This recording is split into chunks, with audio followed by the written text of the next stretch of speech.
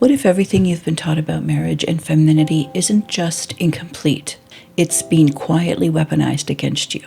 Imagine being told that the very qualities that make you a woman, your emotions, your intuition, your need to attach, are liabilities to be suppressed for the sake of submission and respect.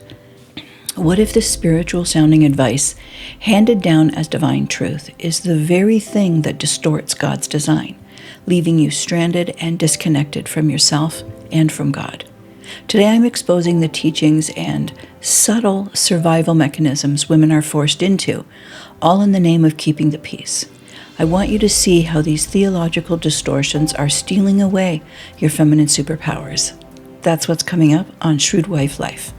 If you're stuck in conflicts that never seem to get resolved, or if you feel alone as if you're slowly disappearing inside your marriage, or if you're the one doing all the investment, you're going to fit right in here. Hi there, I'm Lillian. Welcome to Shrewd Wife Life. I'm not a psychologist and I haven't been to seminary. I've got one credential.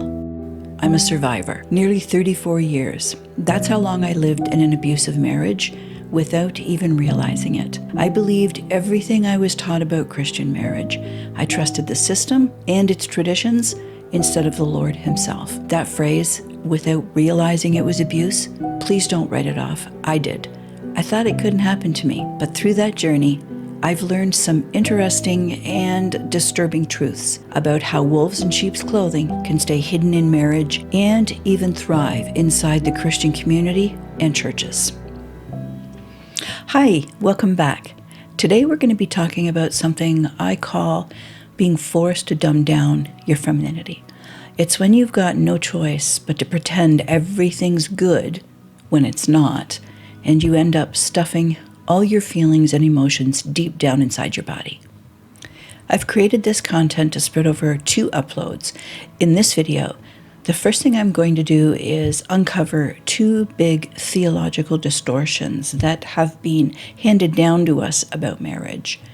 Things that sound spiritual but actually hollow out the one flesh design. The other thing I want to do is show you what this does inside you as a wife, how dumbing down your feminine EQ scrambles your discernment, turns your emotions into survival behaviors, and leaves you cut off from the very design that God gave you so that you could stay safe and connected to Him and others. Then in the second video, with those 2 theological distortions in mind, we're going to walk through 6 practical ways that they get played out inside marriage, so you'll be able to recognize them when they show up in real life. Of course, depending on whether you're married to an Abraham type of husband or a Nabal, which is the dangerous man, they'll show up differently. I'm going to start off by differentiating what submission and respect are and what they're not. Theological distortion number 1 comes from the 4 verses that are quoted the most often when it comes to submission and respect.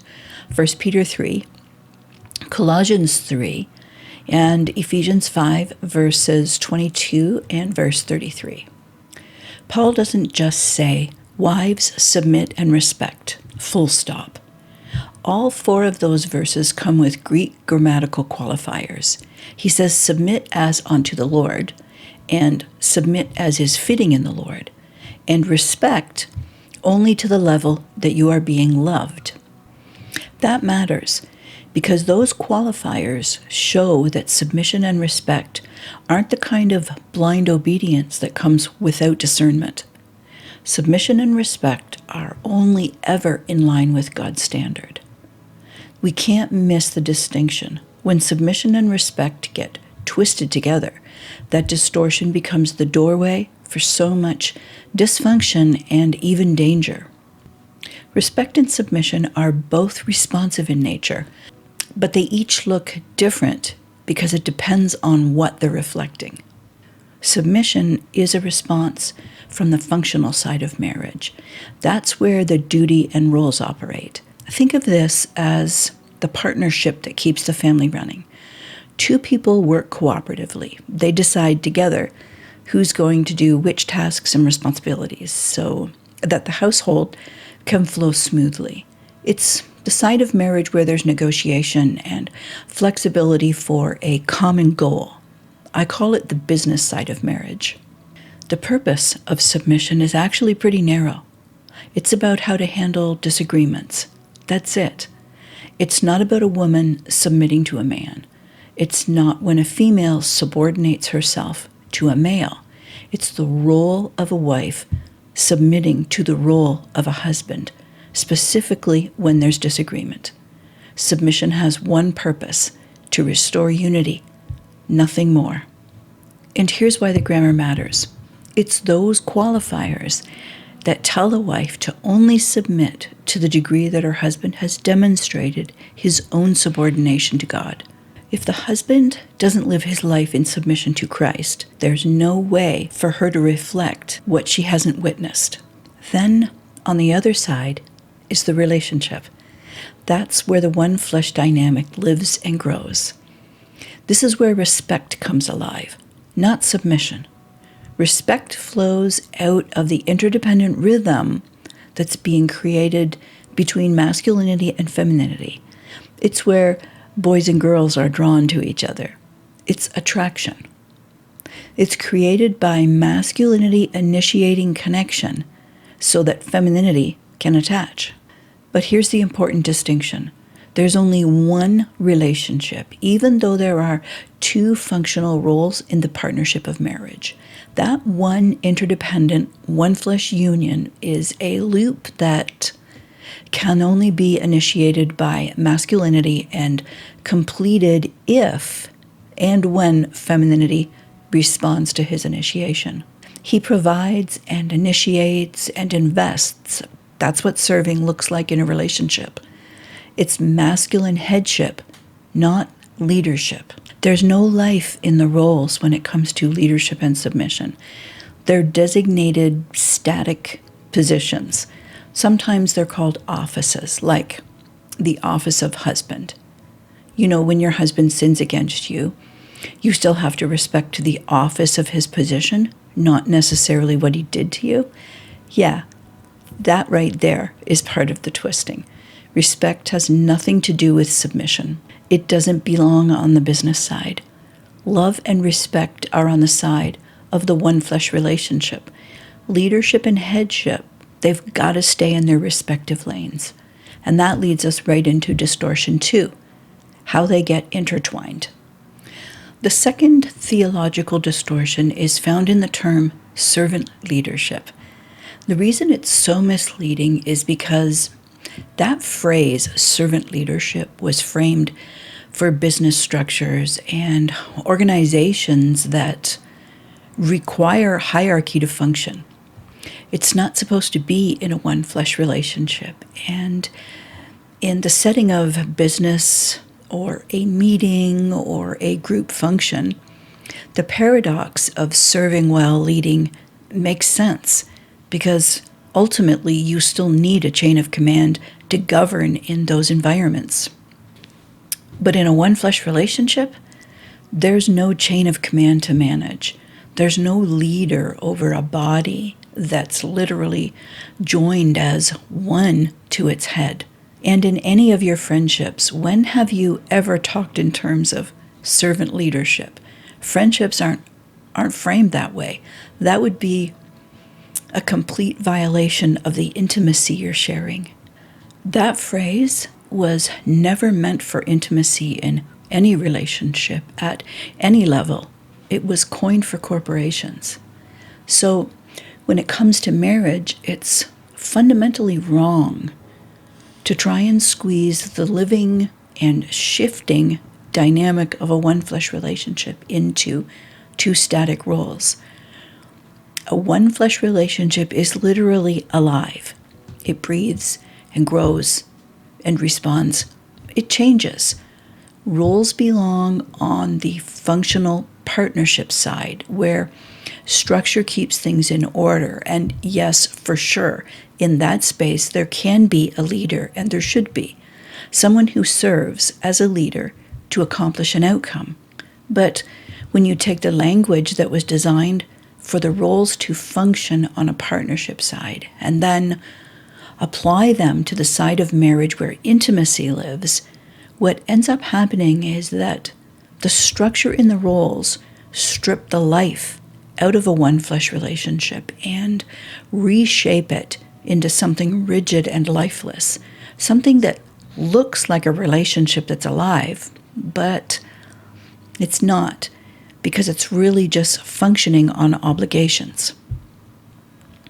So hold on to those two distortions in one hand while we shift into why I use the term dumbing down when it comes to feminine EQ. I want to show you why and how it happens and what it looks like. In a nutshell, a woman is forced to dumb down her femininity when her husband demands that all of the marriage, even the one-flesh relationship, has to operate within the parameters of the designated roles. Now, if he's an Abraham type, he's bought into both of those distortions. He doesn't know why, but he has. But if he's a Nabal kind of man, he knows God's word is being used to misalign a woman's femininity through both of those distortions. And he's able to see that there's a lot of great advantages for him because of it. And the outcome for you is that the fullness of your femininity, all of your emotions and feelings, are either neglected out of ignorance, that's if you're married to a dysfunctional husband, or they're intentionally and strategically shut down if he's a Nabal. The only access either of them claim in your marriage, whether your husband is a dysfunctional Abraham or a dangerous man, is directly to your body, instead of entering into you through the inner woman of your heart, mind, and soul. In my last video, I used the Hebrew hermeneutics of PaRDeS to show how there are different layers in the depth of a marriage. You can find a link for that in the description box. But basically, it describes the two roles of marriage that are on the business side. And those two roles function at the Peshat level. It's the shallowest level of marriage, and how if you stay in that first level instead of moving into the deeper levels of Remez, Drosh, and Sod, you'll never be able to experience the true intimacy, which is what keeps the one-flesh relationship alive. And you know, as I was preparing this week, a song kept popping into my head. It's by Hootie and the Blowfish. It's called Deeper Side. I've put a link for that in the description box as well. After you listen to it, I mean, if you want to, tell me if it's not the desire of every feminine heart after marriage to be cleaved to and known at that level by her husband, which is probably what Peter's talking about in 1 Peter 3, verse 7, when he tells husbands to gnosis their wives.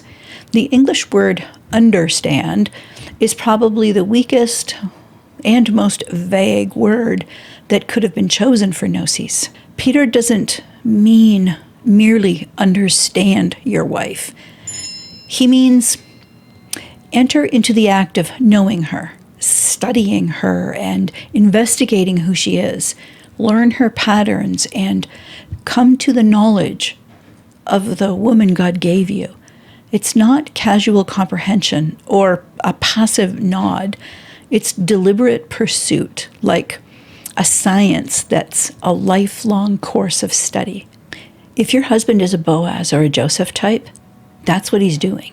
He's studying you.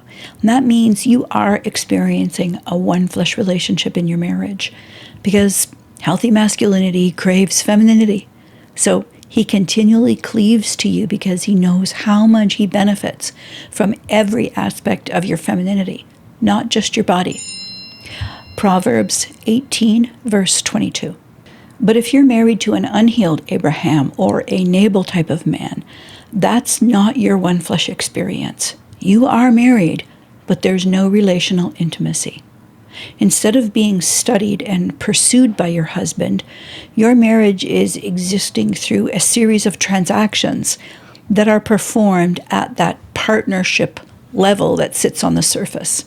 It's all function in designated roles without any depth. So there can't be a one flesh relationship.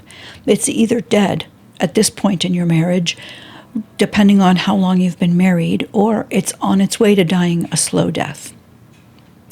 If you're married to that kind of man, you're forced to suppress all the juicy feminine feelings and emotions in your heart, mind, and soul. All that estrogen that God placed in every part of your body is getting pushed underneath the little bit of testosterone that you've got so that she's protected. And in practical living, what happens is that you're expected to operate the same way that masculinity is geared to operate, but you've got to do it from inside a woman's body. So basically what you end up doing is slowly translating yourself into a smaller and weaker and hairless version of a man. But on the outside, your body still looks like a woman. Here's the thing. God didn't create you to internally think like one of his sons. He created you to process like his daughter. That's why he put you in a woman's body. Yet your husband is insisting that you get rid of all your emotions and feelings so that you process like you are a son of God. That's a problem.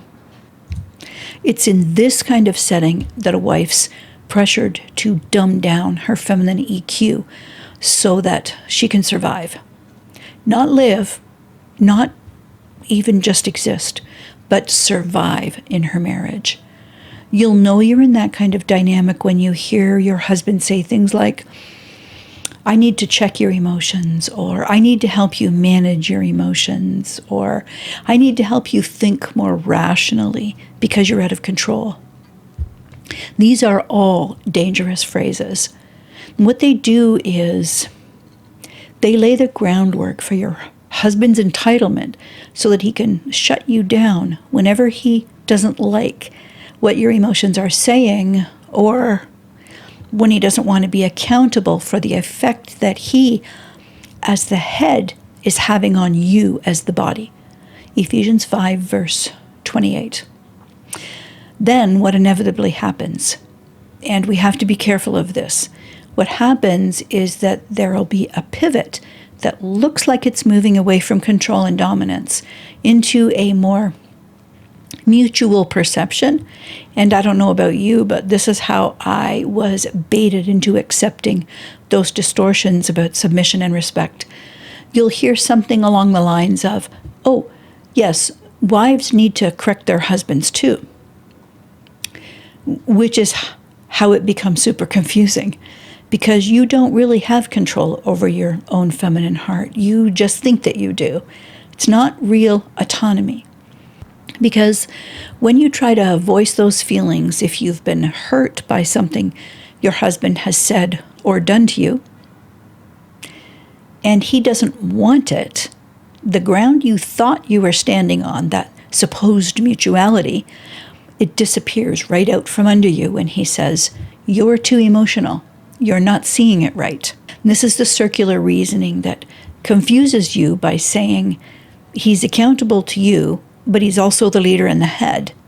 That's a key component to the success of those two distortions. And that's how your feelings and emotions are turned into the enemy, and submission and respect get weaponized.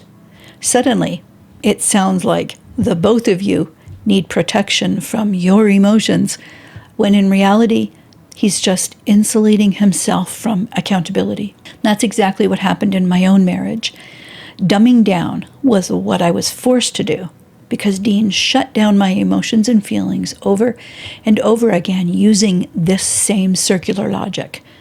Your husband is accountable to you, but he's also the leader who has the final say, so you've got to submit. Tell me that's not crazy making to a feminine creature. So whenever he sinned against me and I tried to point it out, it didn't matter how calm or kind or compassionate and loving or respectful I was. It was always classified as unsubmissiveness or disrespect or being unkind or nagging. And the only time I was considered respectful and submissive was when I didn't voice my true feelings and emotions, and when I didn't hold him accountable for anything when it came to how I was treated in our marriage, or parenting for that matter. Near the end, as my healing increased, the more integrated I became, the more gentler and shrewder I was. That meant I was able to see things much more clearly. And as my articulation developed, the angrier and the more emotionally and verbally violent he became. Every time he had to, in his words, was being forced to rein in my emotions because I couldn't do it. So dumbing down becomes a survival mechanism, because if you don't, you're accused of being unsubmissive or disrespectful or disobedient and out of control. You know, all of those negative descriptors about wives that we've heard for years. But you know what? I want you to know that just because you can articulate your feelings and you know what you need and what you don't want, that doesn't make you out of control. When your husband says things like that, he isn't correcting sin in your life, which is what we're supposed to be doing for each other. No, he's not doing that. What he's doing is using those two distortions so that he can neutralize your thinking power. Your emotions and feelings, those are your God-given superpowers, and a wolf will do everything he can to shut them down. There's literally nothing considered off limits to him. Dumbing down isn't who you are. It's how you think you have to live. Because your husband, for whatever reason, whether he's truly dysfunctional or a dangerous guy pretending to be dysfunctional, whatever he is, part of that is conditioning you to be ashamed of your feelings and emotions and to not trust yourself. Most people know that IQ means intelligent quotient. It's about logical reasoning and problem solving. But EQ, it stands for emotional quotient. Basically, it's your awareness of emotions, your own and other people's. It's being able to pick up on what's happening underneath the surface, whether that's inside your own body or in someone else. It's that sense you get when there's tension in a room or when something just feels not quite right. You don't know what it is and you can't put your finger on it. And here's the difference between the two. IQ lives mostly in the conscious. It's deliberate and intentional. It's the part of you that goes hunting for information. You get curious, you're asking questions, and you're piecing together what's visible and tangible through your five senses. Your IQ is what tries to put a finger on that thing that you can't. EQ, though, it starts in the subconscious. It's more like an invisible magnet. You don't chase down information you can't see, touch, or hear. It pulls those hidden things towards you. Imagine there's iron filings scattered across the top of a table. They look random at first, but a magnet draws them into a pattern that you can suddenly see. That's what EQ does. Those scattered emotional clues get pulled together beneath the surface, and before you know it, you sense something's there, even before you can place your finger on it. Once you notice it, your conscious mind steps forward to reason out the invisible information that's been gathered. But that first signal comes from a deeper place that's unseen. That's because the subconscious is the magnet. It's always pulling pieces together, and your EQ is your awareness of what's already been drawn in. It's not that one quotient is more important than the other. As far as gender goes, men and women have both. But when it comes to relationships, the way we experience it and the way it comes out, that's different. The difference really shows up in how it gets filtered and processed. It's in how God designed our respective hormones to operate with each other. Now, this is interesting. Research shows that estrogen enhances emotional recognition and connection, but testosterone is the drive for analyzing and forward action.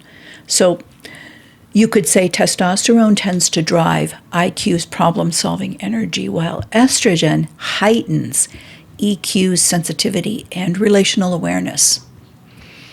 And therein lies the danger for you when you're told to neglect your feelings and shove your emotions down.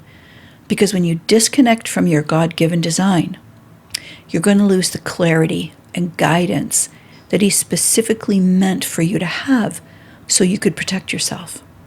When a woman is healed, her EQ is exponentially heightened. God actually designed her body to be sensing all the time. That's part of why estrogen is in us. It makes us relational and tuned in and able to notice the undercurrents in relationships. It's not an accident. It's His design, so you can discern what's happening in ways that will protect you and guide you. Being healed isn't just about picking up random tidbits of information about your husband and marriage like they're scattered puzzle pieces. As your femininity integrates, you'll actually be able to see the full picture that those pieces are creating. That's discernment.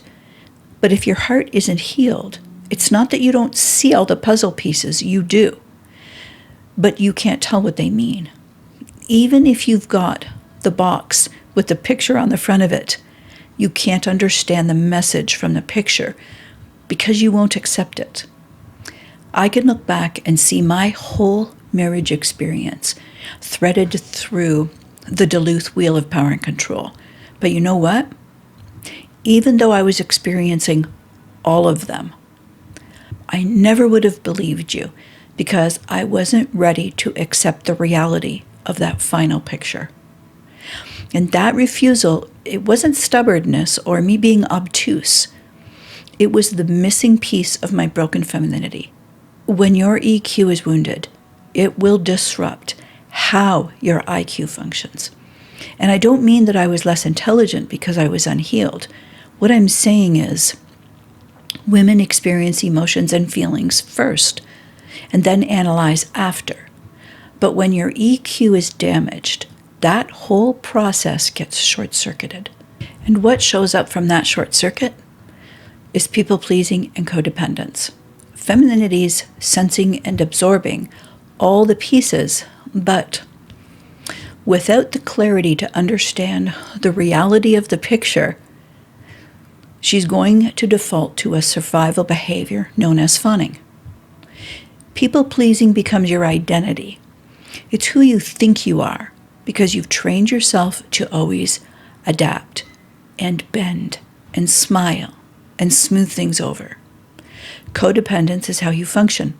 It's the operating system in the background that keeps you tied to his moods and his reactions and his needs instead of living from your own centered relationship with God. Fawning is how you survive with the man in your marriage. It's the in-the-moment behavior. It's the constant scanning and adjusting so he doesn't accuse you or reject you. But here's the long-term damage. Dumbing down your EQ to please your husband, it doesn't lead you into healing or sanctification. All it's going to do is lock you into a cycle of codependence. I'm hoping that in all of this, I can give you a fresh perspective, one that pulls apart those two theological distortions by looking at how the early readers, those people who first read Peter and Paul's letters, how they would have understood what was written about marriage. Remember, the apostles wrote in Greek, but they were all Jewish. And Romans 11, verse 17 says, we've been grafted into that same root. So if we want to understand what they were trying to tell us, we've got to step into both of those worlds, the Greek language that they wrote in and the Hebrew way of thinking which was who they were. In 1 Peter 3, verse 7, God says the wife is the weaker vessel. He doesn't mean she's inferior or has less value or worth. The word skouos means more than just a jar or a utensil. In both Jewish and Greek thought, skouos is usually describing the body as a vessel for purpose, the container through which a person carries out their function. But in the rabbinic writings, when it came to referring to women, their meaning was much more in a specific sense. The vessel of receptivity, designed to receive and carry. I know what you're thinking, the same thing I used to think. Obviously, that purpose and function is for reproduction. But that's a view from evangelicalism. It's a modern view that comes from the church fathers instead of the Greek and Hebrew roots. That's why the interpretation has blinded us. Peter's readers weren't the church fathers hundreds of years after he wrote, and it wasn't the translators of the King James Bible in the 1600s. Those letters were first written to our brothers and sisters who lived in the early 60s AD. The words he used and the imagery they conjured, all of it would have been familiar to his readers, and what it shows is that he was not diminishing women or their role in marriage, but was instead highlighting their feminine design. It's such a different picture than the one we've been handed. The word asthenes also carries an important nuance that's not captured by the word weaker. It doesn't mean morally weaker or any kind of lesser quality or something that's missing. It's describing a limitation or a dependence apart from the provision of another. In Romans 5, verse 6, Paul uses the same word when he says, while we were still weak, asthenes, Messiah died for the ungodly. Our weakness in this verse is inability, not sinfulness. We are powerless to initiate our own salvation. In the same way, when Peter uses this word for wives, it points to the feminine design that's powerless to initiate headship. She cannot proceed with a feminine response unless a husband supplies what masculinity was designed to. It's just like a flower and the sun. The flower is already alive, already beautiful, already full of design and potential, but it cannot open on its own. It has to wait for the sun to rise. When the sun initiates, the flower can respond.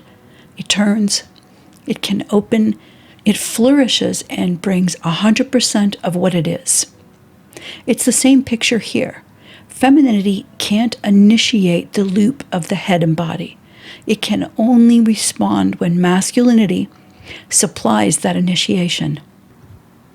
This ties directly into the relationship metaphor between the head and the body. A body can't be the head and body at the same time. If the husband isn't going to initiate any masculine provision, she can't do it for him.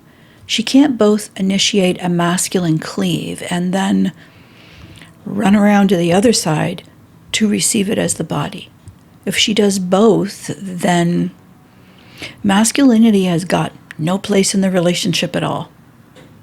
So, in marriage, the feminine vessel is weaker in the sense that her response is 100% dependent on the husband's headship being active, unless the masculine invests and provides intentional initiation of connection. Her design as the feminine vessel is hindered.